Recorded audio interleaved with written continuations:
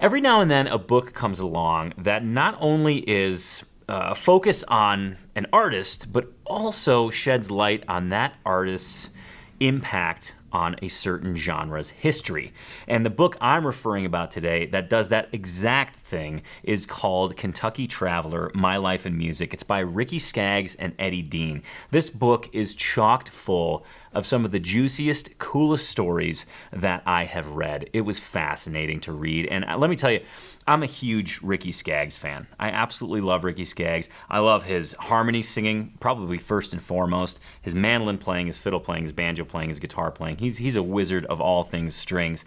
But I've always looked at it purely from, I admire that artist. I never really understood his place in the pantheon of bluegrass greats, and he is there. I mean, this book goes into stories about when he first met Bill Monroe, stories about when he played with Flatt Scruggs on their TV show, stories about when he played with the Clinch Mountain Boys, when him and Keith Whitley kind of joined forces and did a couple albums. And I mean, the cast of characters in this book is truly, truly inspiring. They did a fantastic job writing it, and in typical biography form, it has the obligatory photo section in the middle, you know, the glossy pages, which are always a treat to look at. So make sure to check out this book, and if you don't know who Ricky Skaggs is, and you want a little insight into his life, I found a really cool interview about him describing his first encounter with Bill Monroe, which is covered in the book, but I wanted you to get a taste of it because it's just a great story. So let's have a look.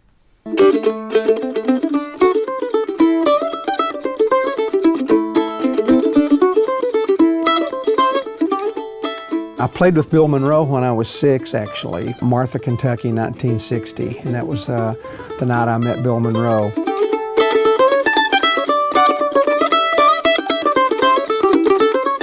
I started on mandolin, yeah, when I was 5. My dad bought me a half-pint size, which is about this big, you know, I mean, just very, very small. Been playing in church with my mom and dad and playing, you know, just around little, you know, grocery stores and stuff like that. And so while Mr. Monroe was on stage, the neighbors in the hood started shouting out, you know, let little Ricky Skaggs get up and sing a song, you know. And so he didn't pay much attention, you know, Mr. Monroe did, and so they did another few songs, and finally, after a while, they'd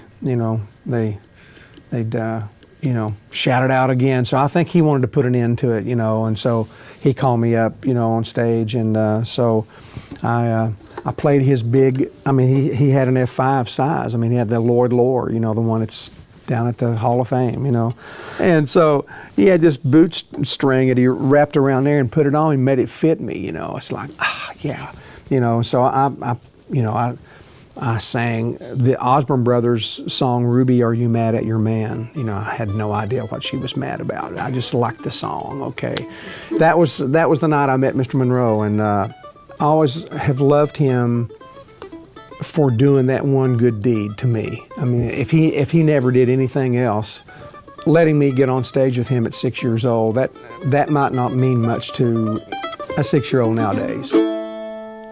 That was Ricky Skaggs sharing just one of the plethora of stories discussed in that book. And again, that book is Kentucky Traveler, My Life in Music, written by Ricky Skaggs with Eddie Dean. And it's really a treat to read. It's a fun book. It's a quick read. It looks a lot longer than it is, but it's a very quick and easy read. So I recommend it strongly, especially if you like Ricky Skaggs, especially if you like bluegrass music. And if you happen to like both, well, the book is pretty much written just for you.